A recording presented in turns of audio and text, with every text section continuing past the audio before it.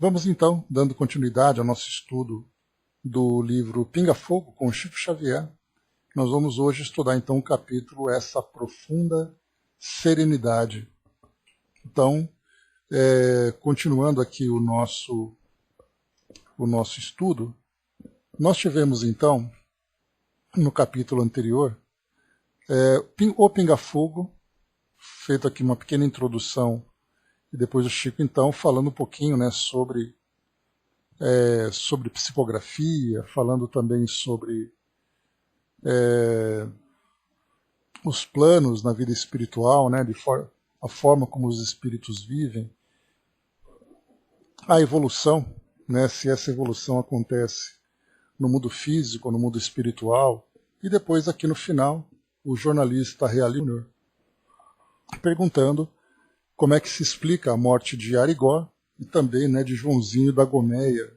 Nós vimos então um pouco da biografia dessas duas personagens. Deixa eu ver aqui. Isso aqui falando também sobre então a mediunidade de José Arigó. Bom dia, Flávio. Então aqui no próximo item, essa profunda serenidade. Nós começamos então aqui com Saulo Gomes, que pergunta o seguinte. Dentro do plano espiritual, que tão bem você aborda e conhece, o homem conquistou o espaço antes ou depois do tempo previsto? É que a gente lembra, né, que em julho de 69, foi quando os homens lá, os americanos, chegavam à Lua, e antes disso nós tivemos os soviéticos, né, junto com, através, né, de representado por Yuri Gagarin, chegando também ali na órbita do nosso planeta, e todas as experiências. Então Saulo Gomes pergunta se o homem antecipou, atrasou, né, ou aqui chegou no momento certo naquela corrida espacial, na conquista, né, foi uma conquista tecnológica significativa, né, e também uma conquista, digamos assim, moral, né, porque isso levou as pessoas, né, a perceberem sua grande capacidade. Então Chico responde: cremos com a palavra dos bons espíritos que o homem, por mais se lhe amplie a inteligência e a cultura, o homem está subordinado aos poderes da divina providência, porquanto admitimos que o homem está deslanchando do nosso grande planeta maravilhoso, que chamamos de Terra, na hora certa. Então, aqui nós temos várias situações que nós vamos vivenciando aqui no nosso mundo, com relação a conquistas tecnológicas, né? Então, é natural que nós perguntemos se essa conquista se deu no momento certo, para saber se nós, por acaso, não avançamos demais intelectualmente, sem ter ali o acompanhamento moral. Porque nós sabemos, né, que muitas vezes, chegando ali numa grande conquista, isso pode trazer para nós consequências graves se nós não soubermos lidar com tudo isso. Talvez nós podemos ali ter como exemplo, como referência, a própria Segunda Guerra Mundial, que culminou ali com o lançamento de 2 bombas atômicas. Então nós lembramos ali, né, que a conquista da energia nuclear, das experiências, começaram ali por volta da década de 1930. Então a pergunta é, os homens estavam preparados, nós, humanidade, estávamos preparados, né, para nos envolvermos com esse conhecimento, com essa força? E depois então nós vimos, né, que assim que nós conquistamos a energia nuclear, a primeira aplicação dela foi exatamente o uso na guerra. Então é uma pergunta bastante pertinente quando se fala sobre o tempo certo para conquistar as coisas, né, porque tudo vai acontecendo ali e nós vamos de imediato fazendo ali as nossas aplicações.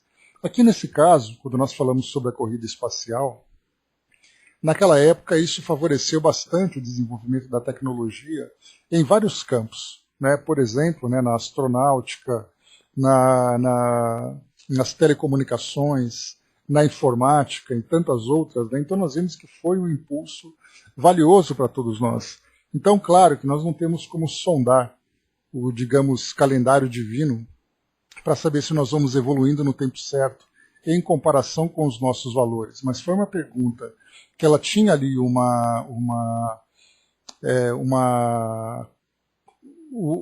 dizia respeito à atualidade do momento, 2 anos depois da conquista da Lua, né? Então, da chamada conquista da Lua.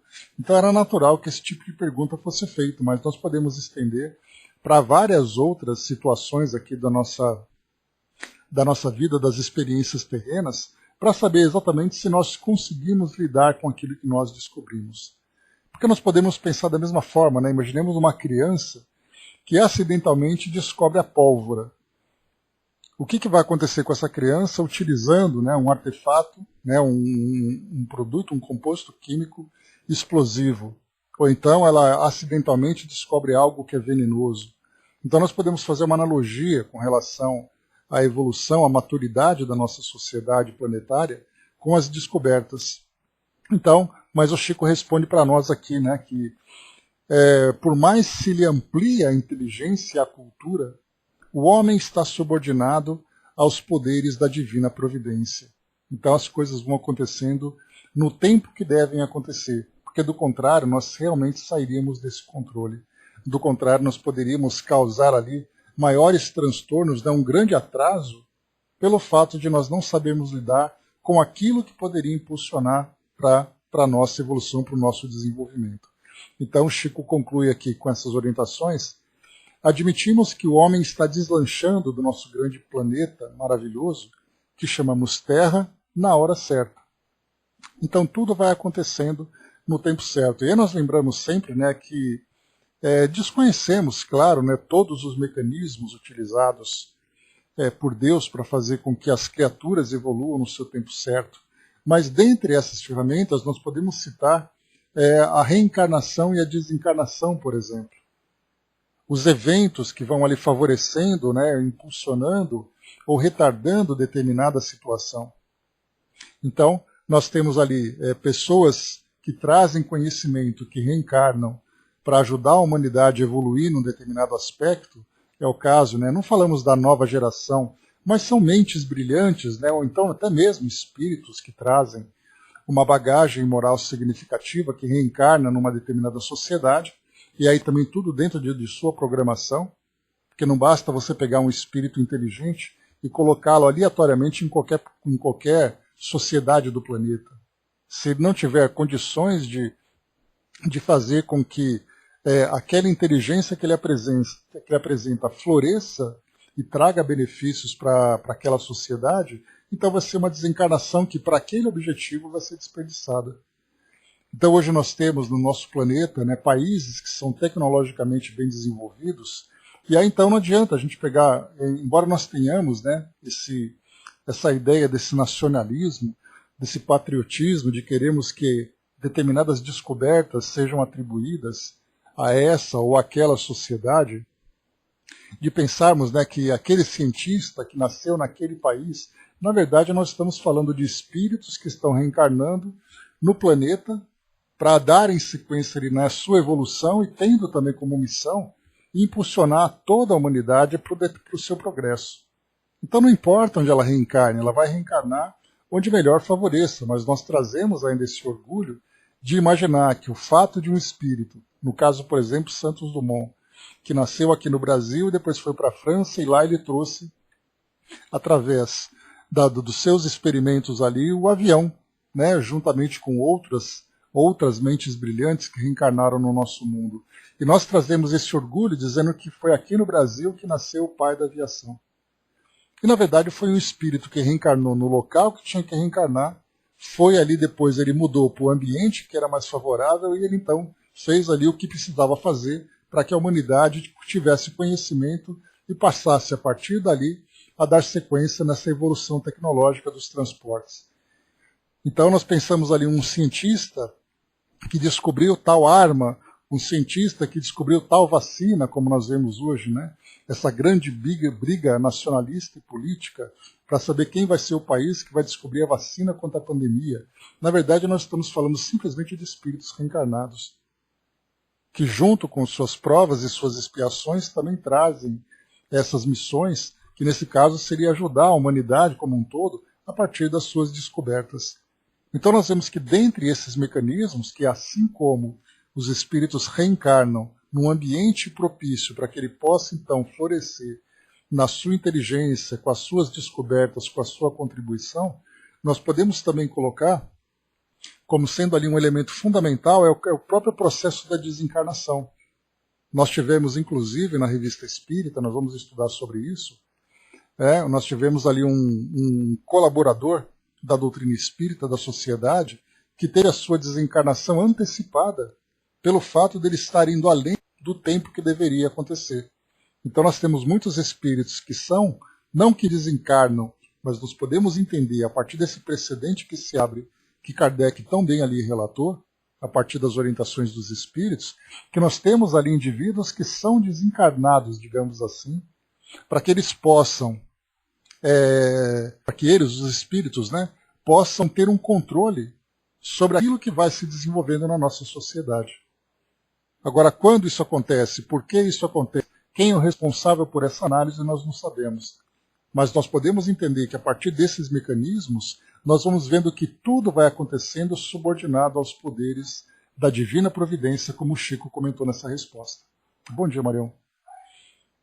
Então a gente vê assim, que foi uma resposta simples, mas que traz para nós essas reflexões todas, para pensarmos que muitas vezes eu tenho ali a minha inteligência, encontro a oportunidade e eu quero fazer com que aquilo seja realizado.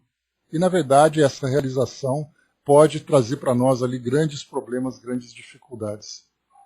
E isso se dá, inclusive, através de grandes movimentos sociais, como é o caso de guerras, nós vemos grandes guerras acontecendo, personalidades que nós nos perguntamos, por que Deus não fez com que esse indivíduo desencarnasse para evitar aquele tipo de situação. E aí nós vamos, claro, através da nossa limitação, fazer essa pergunta, mas a resposta é muito clara, é que nós entendemos as coisas apenas a partir de uma pequena perspectiva, não entendemos o conjunto. Se aquele evento deveria acontecer, qual era a necessidade que a humanidade tinha de passar por aquela experiência.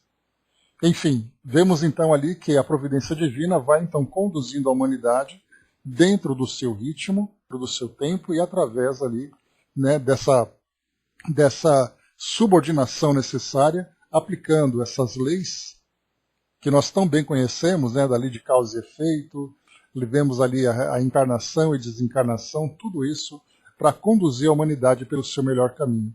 Então não somos nós que decidimos para onde nós vamos. Nós temos essa pretensão, bom dia, Cláudio, temos essa pretensão de acreditarmos que nós somos os donos do nosso próprio destino, sem imaginarmos que o nosso destino está muito bem traçado e que nós não vamos perguntar para onde nós vamos. O que nós podemos dizer é como nós vamos. Se nós vamos com mais facilidade, com menos facilidade, se nós vamos favorecer o nosso desenvolvimento ou atrasar o nosso desenvolvimento. Mas o caminho que nós vamos percorrer ele já está delineado, ele já está estipulado. Porque sabendo, no mundo como nosso, como Kardec já perguntou aos espíritos, e ele fala a respeito da timidez dos bons e da ousadia dos maus, imaginemos se nós fôssemos ficar à mercê da decisão de nós mesmos, sabendo da ousadia dos maus que vão aqui controlando o nosso mundo.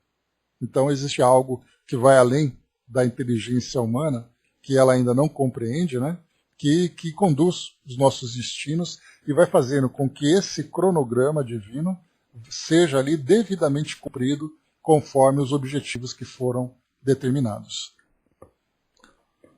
Próximo item. Próxima pergunta, Herculano Pires, ele traz aqui uma pergunta, Chico responde aqui de uma forma extensa, ele diz assim: meu caro Chico, lembrando que Herculano Pires foi um dos grandes estudiosos do Espiritismo, naquelas décadas de 50, 60, 70. Então, inclusive, Emmanuel trouxe como orientação que Herculano Pires tinha sido o melhor metro que mediu Kardec. Então, temos aí Herculano Pires, um grande trabalhador da doutrina espírita naquela época e certamente continua sendo agora. Meu caro Chico, eu queria perguntar a você o seguinte: na imensidade da sua obra psicográfica e também na profundeza dessa obra, você tem uma curiosa série de romances que geralmente chamamos de uma série dos romances romanos de Emmanuel. São romances que se passam na Roma Antiga, há 2000 anos, 50 anos depois, Ave Cristo, e até mesmo Paulo e Estevão, que, segundo me parece, é obra-prima da sua mediunidade no campo da ficção literária, embora eu saiba que os espíritos não têm a intenção de fazer ficção literária, e sim de transmitir às criaturas humanas uma mensagem através das suas próprias experiências de vida. Mas eu queria saber o seguinte: para escrever esses romances em que figuram não somente as situações geográficas da Roma Antiga, as questões políticas, os problemas imperiais, você consultou que livros e que bibliotecas? Então temos aqui 2 pontos para conversarmos, né? Porque se nós lermos nas entrelinhas dessas perguntas e dessas respostas, nós vamos encontrar ali vários temas que podem ser desenvolvidos e é o que a gente procura fazer. Então, inicialmente, nós temos aqui Herculano Pires coloca que é uma obra-prima, no caso aqui Paulo Estevão, uma obra-prima da sua mediunidade no campo da ficção literária. Se é ficção, portanto, não é uma realidade. Aí ele coloca o complemento: embora eu saiba que os espíritos não têm a intenção de fazer ficção literária, e sim de transmitir às criaturas humanas uma mensagem através de suas próprias experiências de vida. Então nós vamos encontrar livros que são ali, né, um relato preciso da experiência de um espírito. Nós temos aqueles livros em que as histórias são baseadas nas experiências dos espíritos. E aí a gente lembra, né, de Dona Ivone do Amaral Pereira, quando ela fala para nós sobre o que é o livro espírita. Então ela lembra que o livro espírita, ele é na verdade, né, o romance espírita, ele é na verdade um livro que relata a história dos espíritos, porque eles vêm ali trazendo as suas experiências, e por ser espírita, ele tem exatamente o objetivo de trazer um ensinamento, né, ele baseado no conteúdo doutrinário. Ele não é simplesmente um livro que traz ali a história de alguém sem nenhum objetivo.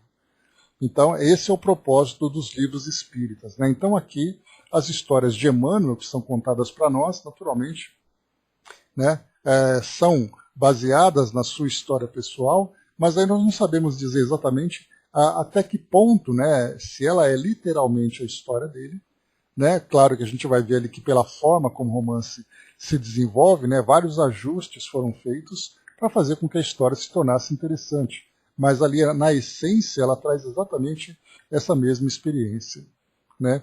Dudu colocou Herculano parecer Kardec com as perguntas ao Chico, né? Pois é, perguntas muito sóbrias, né? Perguntas de um espírita para um espírita, né? Diferentemente de outros repórteres aqui que fazem perguntas, né, que a gente vê que pela sua construção não tem ali o devido conhecimento. Muito pelo contrário, né, são até desafiadoras. E nós vimos até na semana passada, quando nós estudamos o primeiro capítulo desse livro, né, esse primeiro capítulo, nós recebemos uma comunicação que chamava atenção exatamente para isso, né, do objetivo de alguns dos participantes, né, com o Chico, de levar perguntas provocativas, perguntas desafiadoras, já que o Pinga Fogo tinha esse objetivo, era o caráter ali, era o objetivo do programa, ser um programa desafiador, ser um programa provocativo. Então ali o Chico conseguiu lidar muito bem com essas perguntas, né? Agora quando a gente coloca Saulo Gomes, Herculano Pires, aí é de espírita para espírita, então todo mundo tinha um grande respeito pelo Chico como espírita que era, né? Os demais respeitavam a personalidade, diferentemente. Bom, na segunda questão, então, aqui que é apresentado para nós, se o Chico, então, consultou algum livro, ou livros ou bibliotecas, falando sobre as circunstâncias de Roma, situação geográfica, questões políticas, problemas imperiais, porque o livro, a gente lembra, ele é um livro que tem uma base histórica muito sólida. Então ele condiz, né, com aquilo que a história oficial apresenta para nós com relação às conquistas romanas, às personalidades da época, o período em que cada coisa foi acontecendo, as questões sociais que foram muito bem descritas e tudo mais. Então, uma pergunta bastante pertinente de Herculano Pires, se o Chico fez alguma consulta, como acontece, né? A gente lembra que quando um filme vai ser escrito, Nós temos ali o roteiro que é apresentado, né, o autor, o roteiro não, né, o autor traz ali a sua história, aí o roteirista faz a adaptação e nós temos então dos profissionais do cinema, da televisão, um grupo de pesquisadores que vão a fundo para tentar, exatamente, principalmente quando são filmes de época, para tentar entender aquela realidade, para que eles não possam colocar ali um objeto, uma situação que fuja da realidade, porque do contrário perderia todo o sentido. Então, quando nós pegamos ali um filme como Spartacus, como Gladiador, um filme que fala da Idade Média, né, no caso ali ambientado num determinado local, quando nós temos aqui no Brasil, né, as novelas que falavam da escravidão aqui no Brasil, a quantidade de profissionais envolvidos nas pesquisas para poder trazer ali as informações reais, os objetos, figurinos e tudo mais, é uma pesquisa muito profunda. Portanto, aqui essa pergunta é bastante válida, se que Herculano Pires coloca, né? Já que o livro foi escrito, houve a necessidade de alguma pesquisa, o Chico fez, como carnaval, né? A gente pega ali os carnavalescos ali que apresentam, que tem que fazer aquele trabalho de pesquisa profundo, né, para fazer com que aquilo tenha sentido dentro do tema que é apresentado. Então essa pergunta é bastante pertinente. Então vamos à resposta que o Chico coloca. Não consultei livro algum. Quando ouvi a respeito dos romances mediúnicos recebidos pela médium Zilda Gama, cuja memória todos nós acatamos muito na doutrina espírita, eu senti aquele desejo de ser médium também para romances. Isso por volta de 1936. Então, claro, vamos fazer aqui um parêntese, né? Abrir um parêntese aqui, para conhecer a dona Zilda Gama, para conhecer essa grande médium que nós tivemos aqui no Brasil. Então vamos lá, eu estou aqui no site da União Espírita Mineira, e aqui trazendo um pouco da biografia. Diz o seguinte: Zilda Gama nasceu em 11 de março de 1878 em Três Ilhas, Juiz de Fora, Minas Gerais. Era a segunda dos 11 filhos de Augusto Cristina da Gama, escrivão de paz, e Elisa Milho Clors da Gama, professora estadual. Fez seus estudos com a própria mãe. Posteriormente, matriculou-se na Escola Normal de São João del Rei, onde recebeu o diploma de professora primária. Com apenas 24 anos, ficou órfão dos pais, tendo que assumir a direção da casa, cuidando de 5 irmãos menores e, posteriormente, de outros 5 sobrinhos órfãos. Foi professora e diretora de escola, sendo agraciada em concursos promovidos pela Secretaria de Educação de Minas Gerais.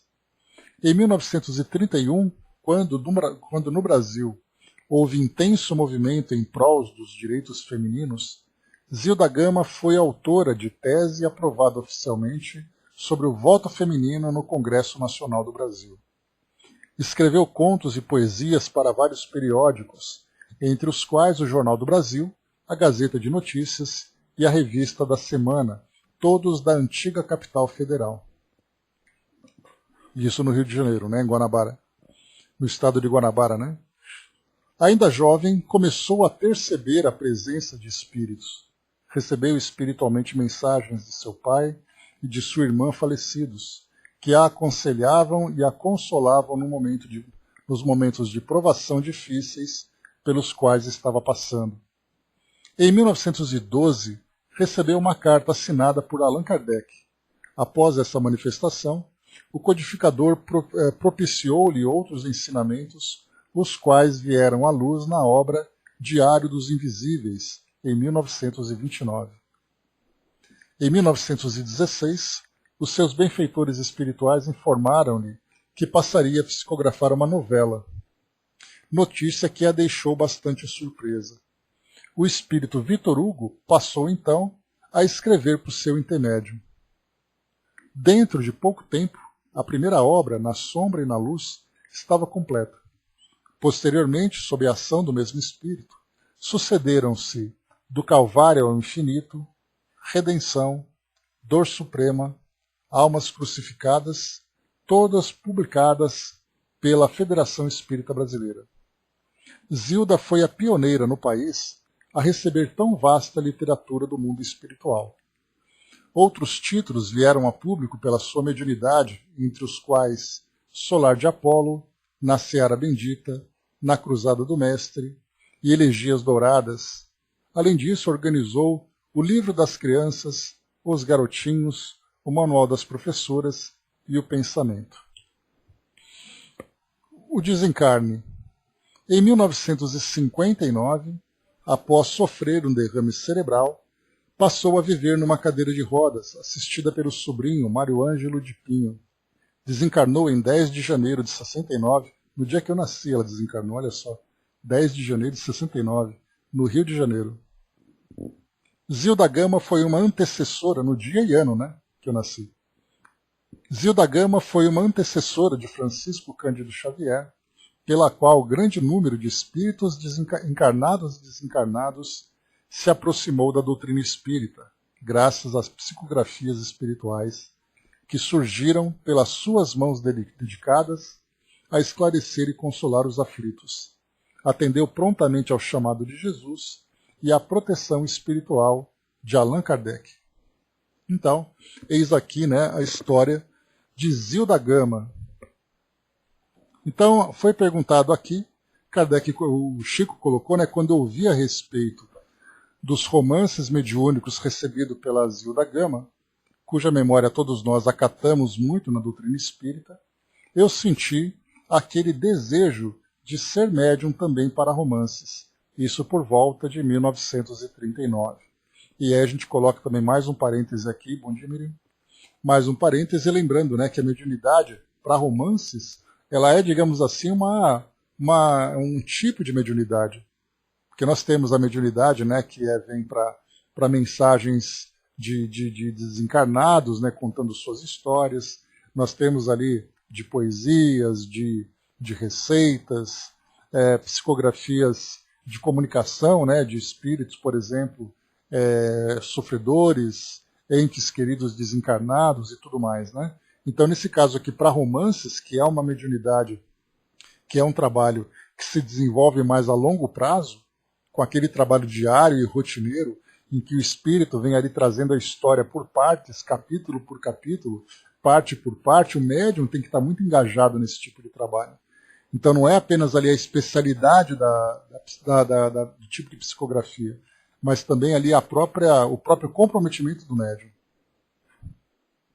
Então, nessa ocasião, lidava com um grupo de crianças da família, porque pelo fato de eu não ter renascido nessa existência para o casamento, fiquei com 14 crianças, irmãos menores e sobrinhos, dos quais presentemente eu estou distante por haverem crescido e tomado as suas responsabilidades. Nesse tempo, a minha cabeça era atormentada por muitos problemas.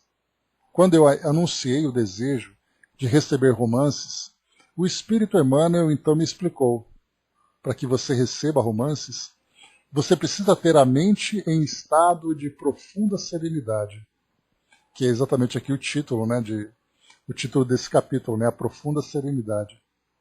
Se você quiser se comprometer a nos oferecer um clima mental adequado, de paciência e de calma, escreveremos por você algumas de nossas memórias. Mas se puder ou quiser assumir o compromisso. Eu, naquela ocasião, não conseguia assumir o compromisso porque os problemas domésticos eram muitos. De modo que 4 anos se passaram e tão somente em 1939, a começar do fim de 1938, eu assumi com ele o compromisso de me acalmar. Quaisquer que fossem os problemas dentro de casa, com as crianças que já estavam mais crescidas, eu ofereceria a ele um campo mental pacificado na oração. Então ele marcou que eu me concentrasse durante 1 hora por dia e me dispusesse a datilografar outra hora por dia durante o tempo em que perdurasse a psicografia do romance. Então deu-o há 2000 anos. Eu acompanhei a psicografia com muito carinho, como acompanho também as nossas novelas da TV, com muito interesse, com muito carinho e torcendo por determinados personagens. Mas eu lia o que a mão escrevia. Peço permissão para aduzir um detalhe interessante. Quando o livro começou, ele começa com uma cena de 2 romanos a trocarem ideias no jardim, diante de um céu nebuloso que depois rebentou numa tempestade. Eu comecei a ver aquela cidade e o céu tempestuoso e a chuva caindo e aqueles dois homens vestidos à moda antiga, de túnicas, deitados naqueles sofás longos, comendo frutas com as mãos. Eu me assustei com aquela visão, que parecia uma visão estranha, porque estava dentro de mim e fora de mim. Comecei a assistir só a um cinema em que eu tomasse parte na tela e estivesse fora da tela. Então eu me assustei, parei de escrever. Então ele me disse: você está debaixo de uma certa hipnose. Você está vendo o que eu estou pensando, mas não sabe o que eu estou escrevendo. Desse modo é que eu vivi muito mais o romance ao recebê-lo do que ao ler ou reler o que eu escrevia. Né? Então, interessante esse tipo de relato, porque mostra a forma como o médium se conecta com o espírito. E nesse caso, né, como Emmanuel descreveu para ele estava ali sob certa hipnose. E nessa hipnose ele começava então a ver as imagens que Emmanuel projetava sobre a sua mente. E aí então o Chico se via dentro e ao mesmo tempo fora daquela situação. Dentro porque ele estava vivendo, sentindo, né, percebendo aquilo que Emmanuel vivia. E fora porque ele tinha ali certa consciência de que aquilo não lhe pertencia, de certo modo, né? Porque depois nós vimos ali que vieram informações de que Chico estava ali também presente naquela situação. Então, não seria nada estranho se aflorassem ali sentimentos e lembranças que estavam até então adormecidas. Então foi assim que Chico viu, né? Os detalhes que foram passados vinham exatamente daquela presença dele, da vivência dele daquela realidade. Então ele estava, como numa novela, participando, né, interagindo com aquelas personagens de alguma forma. Por isso, então, os detalhes que ele via, né? Ele via ali os hábitos, o modo como as pessoas se vestiam, a descrição geográfica do local, enfim. Então ele estava ali percebendo tudo. Por isso, então, ele coloca que ele não tinha tempo, né, para poder fazer essas pesquisas e nem necessidade também pelo que nós vimos. E Herculano Pires, então, ele continua. Eu gostaria, então, que você esclarecesse bem o seguinte, Chico. Você tinha uma visão, assim, cinematográfica do enredo? Você estava vendo o desenrolar do romance sem saber bem como, de que maneira, mas não tinha consciência do que escrevia. Não tinha consciência do que escrevia e nem da continuidade dos assuntos, porque muitos dos personagens que me eram simpáticos e que eu não desejava que sofressem, passaram a sofrer contra a minha vontade. Então, esse trecho do Pinga Fogo foi até engraçado, né? Porque ficava daquela ideia, né? Que o Chico, de repente, escrevia alguma coisa de acordo com as suas ideias, de acordo com sua vontade, né? E a sua resposta foi exatamente o contrário. Muitas vezes ele torcia por uma determinada personagem, como foi o caso, né? Da esposa, né? Do senador. Como é o nome dela? Vocês se lembram?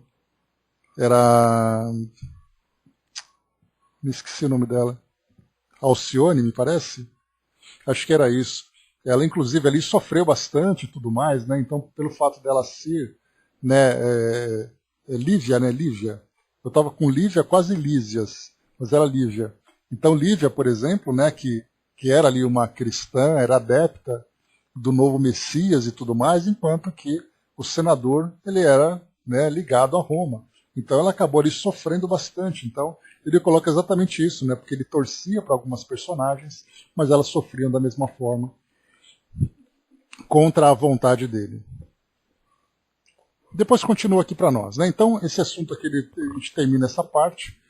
Vem aqui uma nova pergunta. Então, a forma como os romances se desenvolvem é de uma forma bastante interessante, né? Em termos de conexão mental entre o espírito e o médium, né? Assistindo. Claro que ele vai relatar aquilo que o espírito vivenciou. Porque o espírito está ditando para ele o que é para escrever. Não é ele que vê alguma coisa e ele coloca ali a opinião dele, pessoal, daquilo que ele está vendo. Mas, ao mesmo tempo, como o Chico colocou, ele acabou vivenciando de uma forma muito mais profunda o relato que foi recebido, do que a leitura do texto, né? Porque a leitura seria aquela leitura que você se envolve através da sua imaginação, e cada leitor cria ali um determinado cenário de acordo com sua criatividade, com seu envolvimento com a história. Mas no caso do Chico, ele assistia e muitas vezes sentia que estava participando daquela experiência, né? Então, muito bem. Bom dia, Marral. Próxima questão, essa aqui é uma pergunta também bastante conhecida nossa, né, que já assistiu ali que já teve a oportunidade de assistir ao documentário, né, ao programa Pinga Fogo. E esse trecho traz para nós aqui várias reflexões importantes. Então aqui, Pastor Manuel de Melo. E aí então a gente vai lembrar que no programa Pinga Fogo, essa pergunta ela foi feita através de um vídeo que foi gravado, e o próprio pastor, então, né, foi exibida ali a imagem dele, e aí então, no programa, e aí então a pergunta foi feita através dele mesmo, né? Diz assim para nós: meu caro Xavier, é interessante nessa cultura, como nós éramos naquela época bastante influenciados pela cultura dos Estados Unidos, pela cultura americana, porque lá as pessoas eram chamadas pelo sobrenome. Então, o Chico Xavier era chamado de Xavier, né? Então isso era bem típico daquela época, anos 60, anos 70, né? Então, meu caro Xavier, meus cumprimentos. Convidado por este programa, pela sua direção, para lhe formular uma pergunta, quero fazê-lo com muito agrado, com muita satisfação, por conhecer você através da leitura, da sua fama, e que ninguém de consciência tranquila pode negar as suas qualidades mediúnicas. Você, como uma das maiores autoridades espíritas ou espiritualistas deste país, para não dizer deste continente, por gentileza me responda a essa pergunta que está sendo formulada em meu nome pessoal e em nome de toda a minha organização, isto é, de 1,5 milhão de fiéis que represento nesse país, de 4 mil pregadores que tenho a honra de liderar. O Espiritismo, Xavier, tem um ponto que choca profundamente, logicamente falando, com os princípios bíblicos que defendemos, nós os evangélicos. É exatamente aquele ponto da reencarnação, isto é, cada pessoa que nasce é sempre reencarnação de uma pessoa que faleceu, de uma pessoa que morreu. Assim é apregoado e ensinado pelos espíritas do mundo inteiro. Esclareço o seguinte: Deus criou Adão e Eva, todos nós concordamos, creio que você também, a maneira como foi criado o mundo e o mundo cristão inteiro. Muito bem, mas logo após a criação de Adão e Eva, as duas primeiras criaturas humanas surgiram as duas outras criaturas humanas, são os filhos de Adão e Eva, Abel e Caim. Você poderia, dentro da sistemática espiritualista, dentro da doutrina da reencarnação, dar uma explicação aceitável de onde vieram, qual a procedência de Caim e Abel, os dois primeiros filhos de Adão, isto é, pela ordem, a terceira e quarta pessoas humanas existentes aqui na Terra? Aqui, claro, né, eles fizeram um resumo do vídeo que foi gravado, pegando ali somente a essência, né? Não era ali o programa todo, como nós vimos, né? Bom dia, Chico Nath. Então foi passada essa pergunta para o Chico. Antes, então, de nós seguirmos, eu separei para nós aqui também para o estudo um trecho da Bíblia, né, do livro Gênesis. Eu estou aqui no bibliaonline.com.br, um site que eu gosto bastante para fins de consulta, né? Então aqui nós estamos no Gênesis capítulo 1, no versículo 23. Então ele diz assim, né? E Deus fez as feras da terra conforme a sua espécie, e o gado conforme a sua espécie, e todo réptil da terra conforme a sua espécie, e viu Deus que era bom.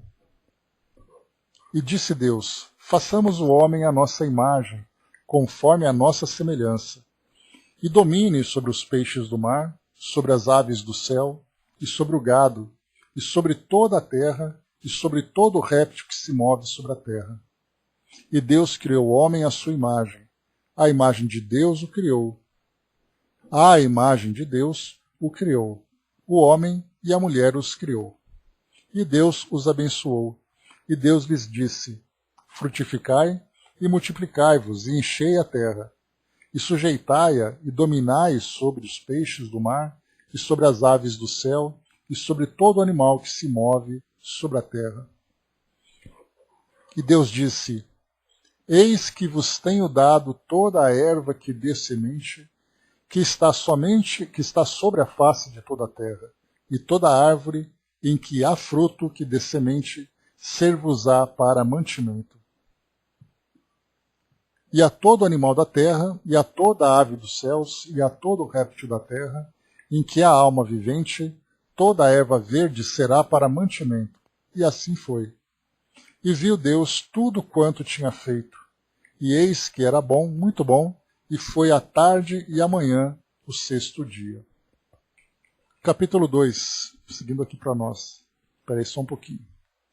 Boas, professor. Rapidamente aqui.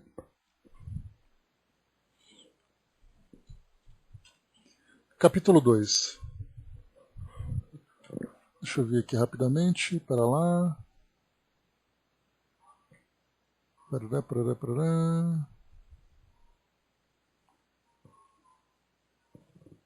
Estou procurando aqui o trechinho que fala da criação dos filhos. Eu separei, mas eu não sei o que eu fiz aqui, que eu perdi. Ah, tá aqui. Gênesis capítulo 4. E conheceu Adão a Eva, sua mulher, e ela concebeu e deu à luz a Caim, e disse: alcancei do Senhor um homem. E deu à luz mais a seu irmão Abel. E Abel foi pastor de ovelhas, e Caim foi lavrador da terra. E aconteceu ao cabo de dias que Caim trouxe do fruto da terra uma oferta ao Senhor. E Abel trouxe dos primogênitos das suas ovelhas e da sua gordura, e atentou para o Senhor, para Abel e a sua oferta. Bom, aqui depois a gente vai continuar, daqui a pouquinho, conforme o Chico for trazendo para nós aqui a resposta. Né? Deixa eu ver aqui. Não, deixa eu ir direto, vamos lá. Tchau, vai com Deus, que é bom dia. Tá. Mas para Caim e para a sua oferta não atentou. E irou-se Caim fortemente e descaiu-lhe o semblante. E o Senhor disse a Caim: por que te iraste? E por que descaiu o teu semblante? Se bem fizeres, não é certo que serás aceito? E se não fizeres bem, o pecado jaz à porta, e sobre ti será o seu desejo, mas sobre ele deves dominar. E falou Caim com o seu irmão Abel. E sucedeu que, estando eles no campo, se levantou Caim contra o seu irmão Abel e o matou. E disse o Senhor a Caim: onde está Abel, teu irmão? E ele disse: não sei, sou eu guardador do meu irmão? E disse Deus: que fizeste? A voz do sangue do teu irmão clama a mim desde a terra. E agora maldito és tu desde a terra, que abriu a sua boca para receber da tua mão o sangue do teu irmão. Quando lavrares a terra, não te dará mais a sua força. Fugitivo e vagabundo serás na terra. Então disse Caim ao Senhor: é maior a minha maldade que a que possa ser perdoada. Eis que hoje me lanças da face da terra, e da tua face me esconderei, e serei fugitivo e vagabundo na terra, e será que todo aquele que me achar me matará. O Senhor, porém, disse-lhe: porquanto qualquer que matar a Caim, 7 vezes será castigado. E pôs o Senhor um sinal em Caim, para que o não ferisse qualquer que o achasse. E saiu Caim de diante da face do Senhor, e habitou na terra de Nod, ao lado oriental do Éden. E conheceu Caim a sua mulher, e ela concebeu e deu à luz a Enoque, e ele edificou uma cidade, e chamou o nome da cidade conforme o nome de seu filho Enoque. E a Enoque nasceu Irade, Irade gerou Maljael, Maljael gerou Matusael, e Matusael gerou Lameque. E assim continua aqui toda a linhagem. Né? Então eu li para vocês aqui esse trecho, para a gente lembrar, né, do trecho da criação de Adão e de Eva também aqui, depois deles terem filhos, e o que aconteceu com esses filhos. Então, nessa pergunta que foi feita aqui, por esse pastor, colocava exatamente isso. Deus criou Adão e Eva, e depois criou os dois filhos, Caim e Abel. Onde se aplica, de que forma que se aplica a lei da reencarnação para essa situação que nós encontramos aqui? O Chico coloca: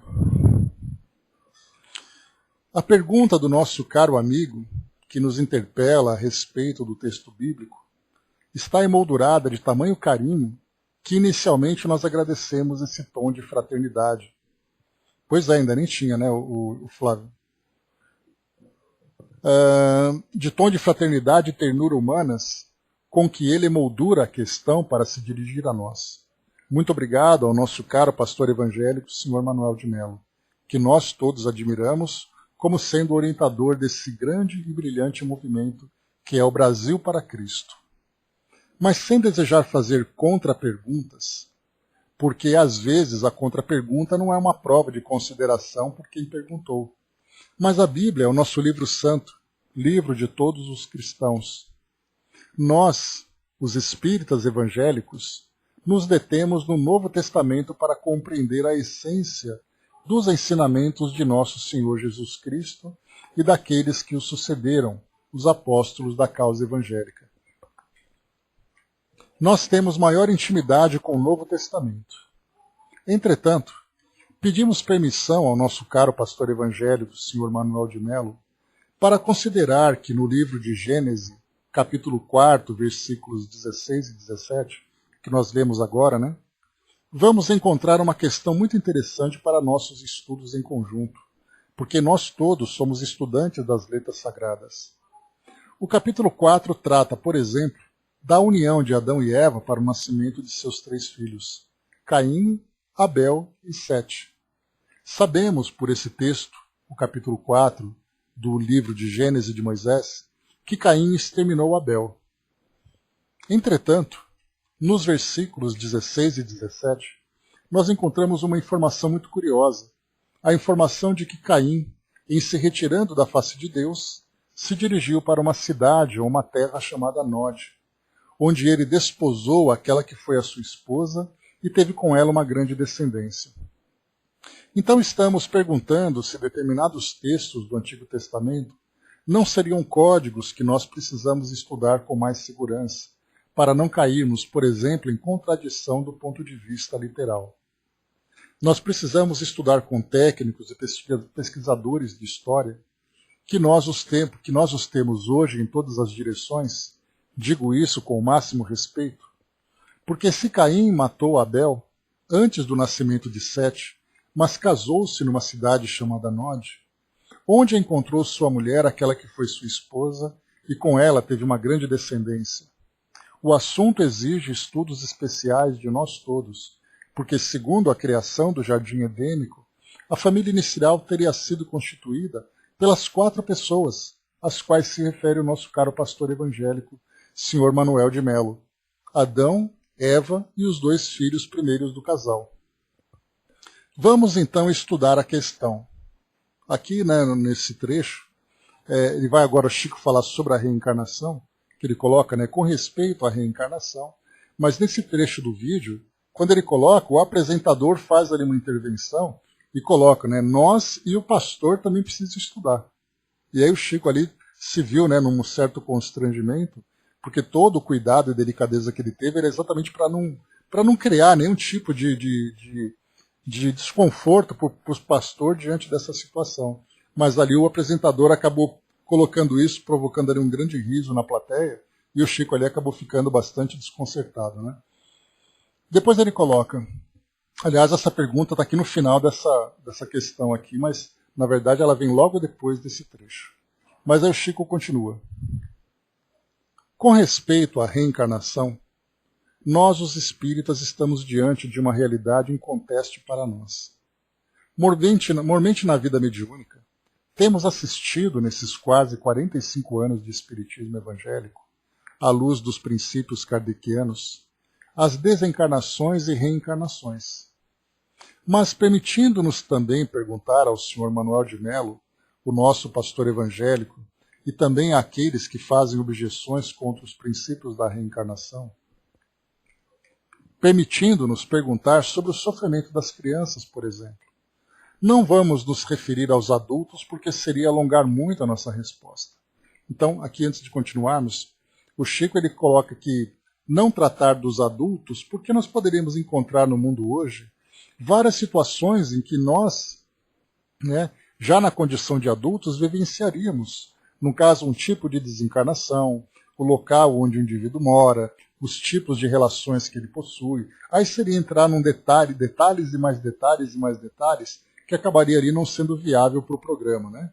Por isso, então, o Chico coloca aqui, mais interessante, focar nas crianças, né? Que é o dia onde ele vai desenvolver essa linha de raciocínio.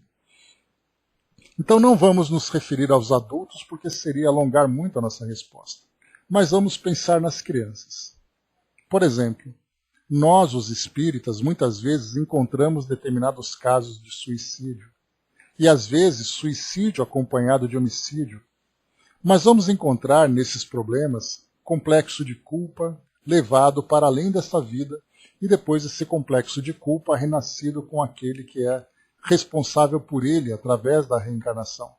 Por exemplo, muitas vezes temos encontrado irmãos nossos suicidas que dispararam um tiro contra o coração e que voltam com a cardiopatia congênita ou com determinados fenômenos que a medicina classifica dentro da chamada tetralogia de Fallot. Nós vemos companheiros que quiseram morrer voluntariamente pelo enforcamento e que voltam com a paraplegia infantil. Nós vemos muitos daqueles que preferiram o veneno e que voltam com más formações congênitas. Outros que às vezes violentam o próprio ventre e que voltam também sofrendo as tendências e que às vezes acabam se desencarnando com o chamado infarto mesentérico. Nós vemos, por exemplo, aqueles que preferiram morrer pelo afogamento para se retirar da vida num ato de rebeldia contra as leis de Deus e que voltam com o chamado enfisema pulmonar. Aqueles que dispararam tiros no próprio crânio e voltam com tantos fenômenos dolorosos, como, por exemplo, a idiotia, quando o projétil alcança a hipófise, porque nós estamos em nosso corpo físico e subordinado ao nosso corpo espiritual. Então, principalmente os fenômenos decorrentes do suicídio por tiro no crânio são muito dolorosos, porque vemos a surdez, a cegueira, a mudez, e vemos esse sofrimento em crianças, incompatíveis com a misericórdia de Deus, porque nós sabemos que Deus não quer a dor. Diz Emmanuel, se Deus quisesse a dor, ele não teria nos dado a anestesia antes da medicina. A dor é uma criação nossa. Chegamos ao além com determinado complexo de culpa e pedimos para voltar ao corpo trazendo as consequências de nossos próprios atos menos felizes. Então pedimos ao Sr. Manuel de Mello, nosso caro pastor evangélico, que tem trabalhado tanto e cujo mérito nós todos reconhecemos e reverenciamos, para pensar conosco nesses problemas. Então, essas reflexões do Chico, que tratam aqui dessa questão primeiro, biblicamente aqui, falando dessas incoerências, muitas vezes, que aparecem nos textos bíblicos, como foi um dos casos aqui, que são fundamentais. Então, por exemplo, nós tivemos outras passagens, como no caso da Arca de Noé, em que houve ali o alagamento do mundo todo, e depois, então, quando a arca parou, toda a família de Noé acabou encontrando ali uma cidade que estava pronta. De onde veio essa cidade? Então, depois aqui também falamos dessa questão de Caim, que depois se casou, teve filhos numa outra cidade, sendo que a família dele era única. Então, são algumas questões que precisam ser estudadas e que chama a atenção aqui do Chico, é exatamente falar que muitas vezes, como é colocado para nós aqui, diz assim,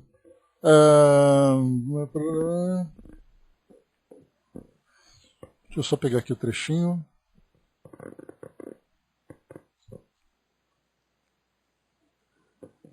Ele usa a palavra código, Se não são códigos aqui que ele coloca, eu não vi aqui ainda. Me perdi aqui. Aqui, ó. Então estamos perguntando se determinados textos do Antigo Testamento não seriam códigos que nós precisamos estudar com mais segurança para não cairmos, por exemplo, em contradição do ponto de vista literal. Então, essa aqui é uma questão muito interessante que o Chico levanta. E depois aqui, então, a respeito da própria reencarnação, a gente vai encontrar aqui muitas respostas que nós utilizamos hoje, né, mas de um modo geral, assim, para aquelas filosofias,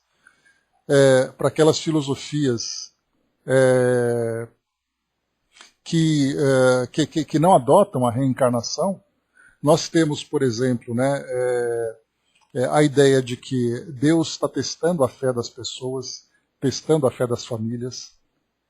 Deus tem ali mistérios que nós ainda não compreendemos, mas a ideia da reencarnação ela acaba sendo para nós aqui a mais lógica, não por uma questão de ser base da doutrina, mas pela lógica que ela apresenta, de você ver ali causa e efeito. Né? Então, eis aqui essa resposta que o Chico apresenta para nós. Foi bem interessante. E aqui, deixa eu só ver rapidinho aqui, só um instante.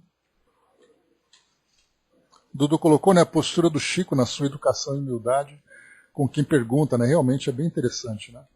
O Hermes colocou, né, vai ver que tinha escolha de gênero naquela época, né? Pois é. Então, o que nós percebemos aqui, primeiro o cuidado, né? O Chico tinha clara consciência do seu papel como sendo ali um representante da doutrina espírita na televisão, naquela dimensão que foi apresentada ainda. E aí então ele tinha ali todo o cuidado, né, com a educação, e teve até algumas situações que nós veremos aqui no decorrer do livro, que ele fala, né, que ele é chamado a atenção por um dos participantes, porque ele traz ali uma réplica daquilo que foi passado, né, então a pessoa falou, porque o programa, como é colocado, não é um programa de debate, os entrevistadores perguntam e a pessoa simplesmente responde, mas o Chico acabou fazendo um comentário em cima da resposta, em cima do comentário de um dos entrevistadores. Né? Então ele chamou atenção dizendo que não era um programa de debates e tudo mais. Então nós vimos ali que tinham pessoas que estavam ali na defensiva, prontas ali para poder perguntar alguma coisa, para poder questionar e até mesmo fazer com que o Chico se contradissesse. Né? Porque a gente lembra que o predomínio que tinha no Brasil naquela época era o predomínio católico. E esse programa foi uma grande afronta para muitas religiões. Né? Então, muito bem, avançando um pouco mais aqui. Aquário, a era maravilhosa terá um preço, a paz. Então a gente lembra a ideia de Aquário, né, falando um pouco sobre astrologia. Então nós temos, né, nessa visão esotérica, espiritualista, mas esotérica principalmente, falando da era de Aquário, né, que é essa era nova que traria ali, né, relacionada com o signo de Aquário, muito ligado à tecnologia e à espiritualização das pessoas. Então, nessa era que está chegando agora, então que já vem desde a década de 1960, 70, falando bastante sobre isso, e na verdade nós temos várias filosofias ou várias escolas religiosas, incluindo o próprio Espiritismo, falando sobre essa nova fase. Kardec mesmo, né, lá no livro A Gênese, no final, fala sobre a nova geração, sobre a transição do nosso planeta de provas e expiações para o mundo de regeneração. Então, se nós falamos do mundo de regeneração, que será um mundo regenerado e muito mais pacífico, nós temos os esotéricos falando sobre a era de Aquário, nós temos outras filosofias que trazem nomes diferentes, mas já prevendo a chegada desse novo mundo, desse novo modo de viver que nós estamos vivendo. Então, Aquário, a era maravilhosa, terá um preço, a paz. Na verdade, essa expressão da era de Aquário contradiz completamente aquilo que o Espiritismo fala na sua ideia, no seu termo, baseado na astrologia. Mas ela tem bastante semelhança naquilo que ela propõe como transformação para o nosso mundo. Né? Marral colocou, acho que também é um perigo a crença entre os espíritas de que não há mais mistérios e que se sabe tudo que Deus pode ou não. Né? Muitas vezes a gente acha que tem resposta para tudo mesmo. Já vimos várias situações assim, de verdade. Então, muito bem, vamos lá. L. Alves. A gente lembra que L. Alves era uma jornalista que estava presente na bancada de entrevistadores. Né? Então diz assim, eu queria saber agora o seguinte, Os espíritas dizem que os renascimentos sucessivos da criatura humana têm por objetivo a sua evolução. Outras correntes espiritualistas, como os teosofistas, os messiânicos, também dizem que nós estamos no limiar de uma era de grande beleza, a era de Aquário, na qual a humanidade está muito feliz, será muito feliz. Eu gostaria de perguntar ao senhor o seguinte: se temos mais de uma dezena de séculos de evolução, se estamos no limiar de uma era de encontro da criatura humana consigo própria, como que o senhor explica as violências do mundo atual, como a guerra do Vietnã, a violência da sociedade de consumo? Isso, ao nosso ver, não representa uma grande evolução da humanidade.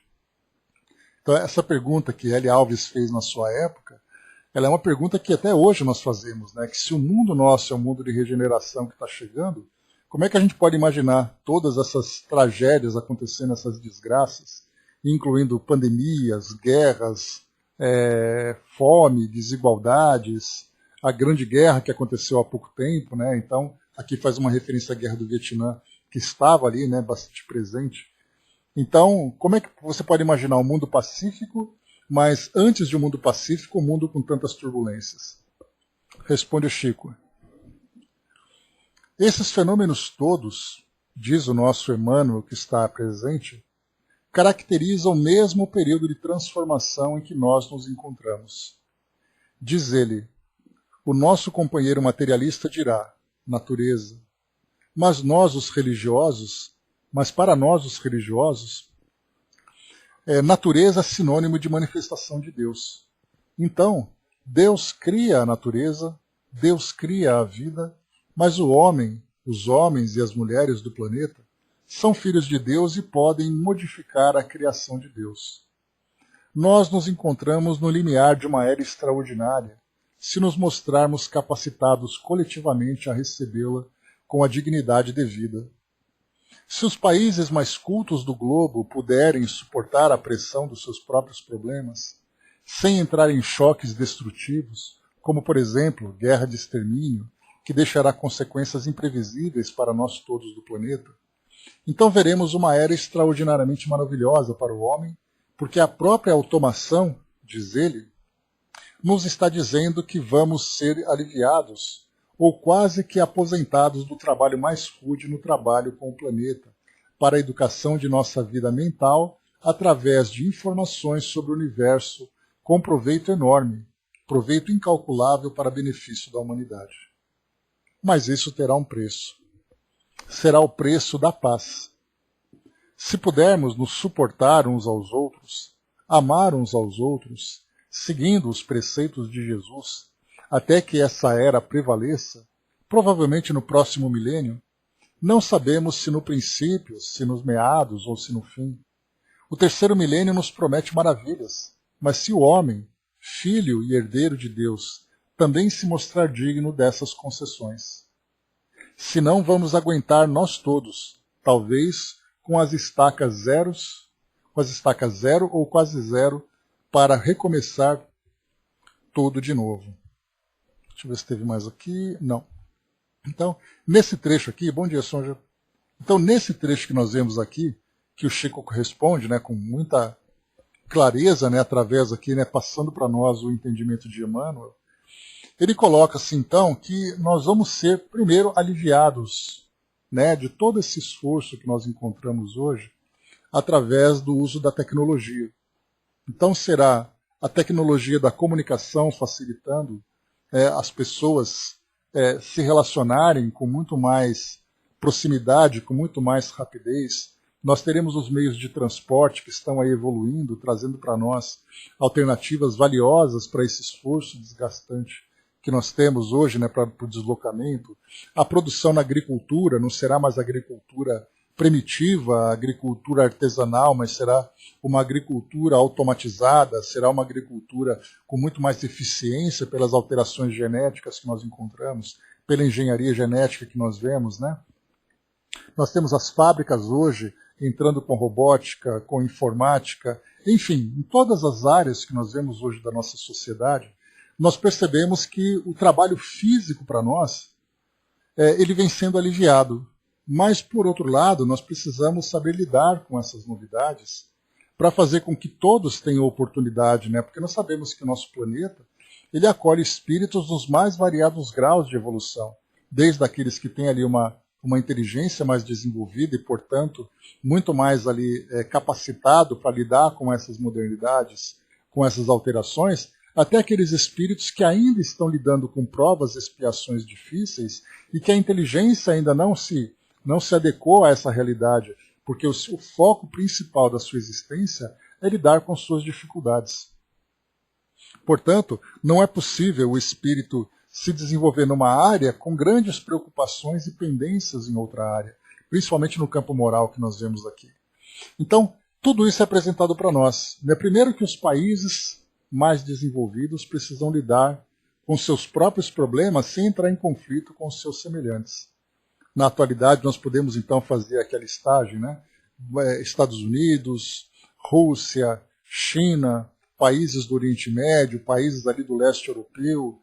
Encontramos também conflitos na América Latina de um modo geral, grandes dificuldades. Então, o que o Chico coloca para nós aqui, que é bastante interessante esse trecho, ele diz assim,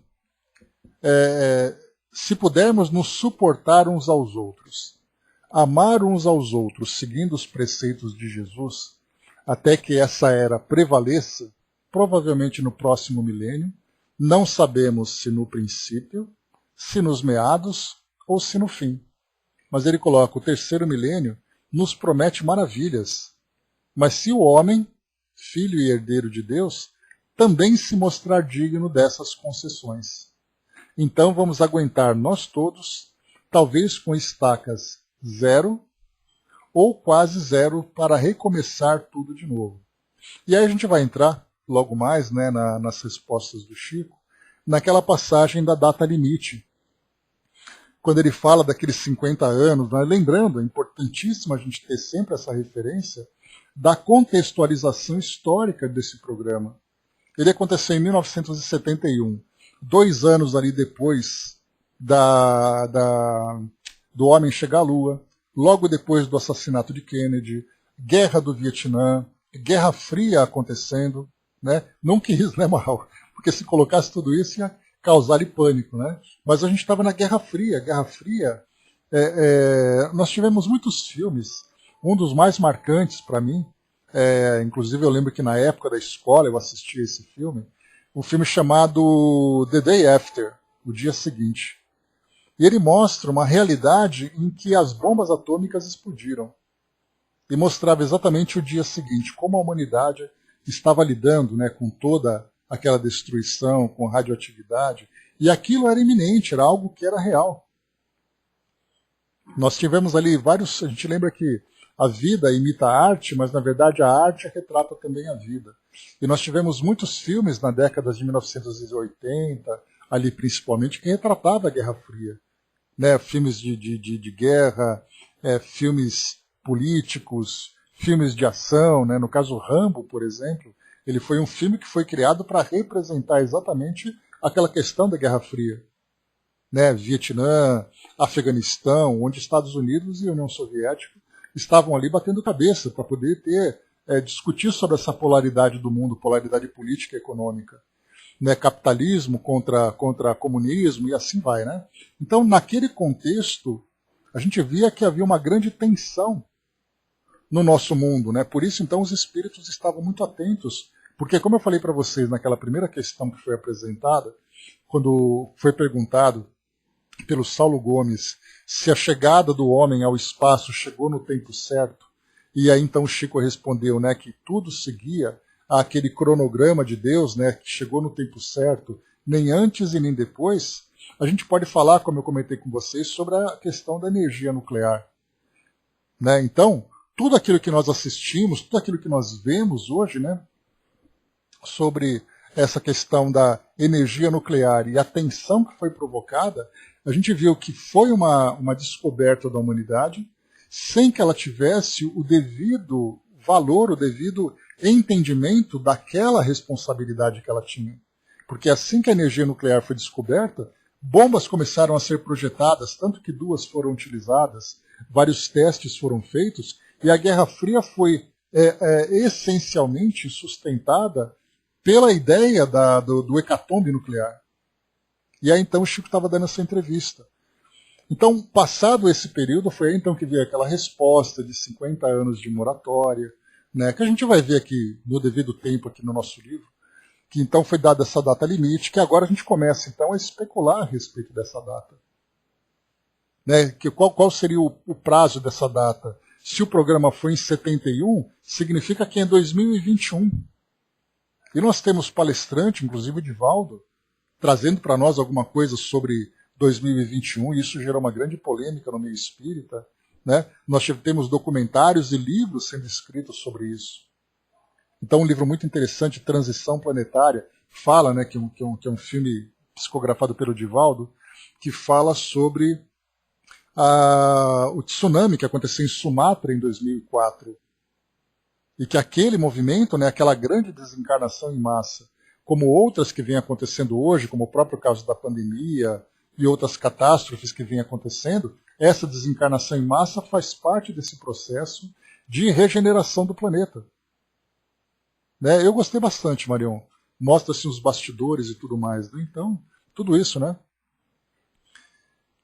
Exatamente, Mahal. A gente vê até mesmo essas previsões apocalípticas chegando também, né? Com marcas, com textos bíblicos, com profecias e tudo mais. Né? Vocês se lembram há pouco tempo, né, do calendário Maia? Que foi quando? Nós estamos em 2020, o calendário Maia foi em 2012, né? Então, quer dizer, descobriram ali um calendário Maia na América Central, né? Isso, tem até um filme chamado 2012, filme bem ruizinho, por sinal, né? Mas assim, a gente lembra, né? Então você tem os astecas ali no México, os maias na América Central, né? E os incas aqui nos Andes, né? Nos Andes da América do Sul. Então em 2000 encontraram ali um calendário maia que ele tinha, que a sua contagem acabava em 2012. E aí então surgiram principalmente igrejas, evangélicas, apocalípticas, dizendo que essa era a marca do fim do mundo.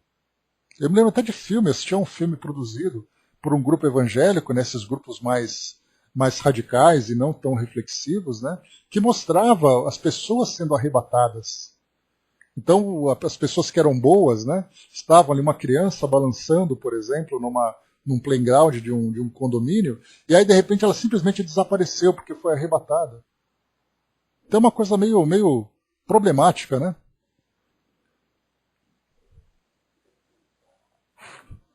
Essa questão, Mahal, exatamente o que o Sheiko coloca, se as nações, como ele coloca aqui para nós, quer ver? Não foi nem abduzida a Hermes, ela foi arrebatada mesmo, né? Porque era o termo que foi colocado, né? Ele coloca assim, Mahal: se os países mais cultos do globo puderem suportar a pressão dos seus próprios problemas sem entrar em choques destrutivos, como, por exemplo, guerra de extermínio, que deixará consequências imprevisíveis para nós, de todo o planeta, né? Então veremos uma era extraordinariamente maravilhosa para o homem. Então mostra exatamente isso, né? Essa questão de polarização, como aconteceu no passado, como disputas políticas, disputas bélicas, disputas financeiras, né? Então tudo isso faz parte desses conflitos que o Chico comentou. Enquanto os homens não forem capazes de serem merecedores, né, de se ajustarem, de se equilibrarem nas suas relações com os seus semelhantes, lembrando que quem tem mais poder, quem tem mais inteligência, tem também mais responsabilidade, né? Então tudo isso vai ser parte desse processo, né? Aí é a questão interpretativa, né? De que na verdade, assim, todos nós estamos em processo de mudança. E essas mudanças demoram para acontecer. Como o Chico colocou, né, que isso pode acontecer no começo desse terceiro milênio, pode acontecer no meio desse terceiro milênio, como pode acontecer no final do milênio. Quer dizer, a gente não sabe, é um processo longo e demorado. Nós podemos levar aí, por exemplo, né, nós pessoalmente, temos ali um processo de 5, 6, 7 encarnações para poder ver essa mudança. Não é algo que a gente vai presenciar agora. O que a gente está vendo agora são mudanças. Só o fato da gente ter podido presenciar Guerra Fria, Nós, historicamente, né, nós vimos escravidão no Brasil, Guerra Fria e agora democracia. Nós vimos essas mudanças acontecendo. Então são mudanças importantes, mas que foram acontecendo ao longo de décadas de processos. Então nós estamos vendo aqui agora só o nosso tempo. Daqui, por exemplo, a 10, 30, 50 anos, quais serão as próximas mudanças que a humanidade vai alcançar? Será que esses eventos que acontecem no presente são ali o prenúncio de mudanças importantes no campo moral também? Então não temos como dizer que no futuro nada vai acontecer. Certamente as coisas vão acontecer porque elas estão sendo impulsionadas para isso. A pergunta é, né, o que vai acontecer, quanto tempo isso vai demorar? Né? Vai saber. Marião colocou, né, tem uma live dele, né, nossos desafios na transição planetária lá da FEDEF. Né? Então, exatamente isso. Né? Estamos ali fazendo análises, mas não é possível fazer uma análise precisa, porque nós temos ainda muito tempo pela frente. É um processo longo. Né? O Hermes lembrou ali, mais será cobrado de quem mais tem, certamente que sim. Cada um ali traz a sua responsabilidade.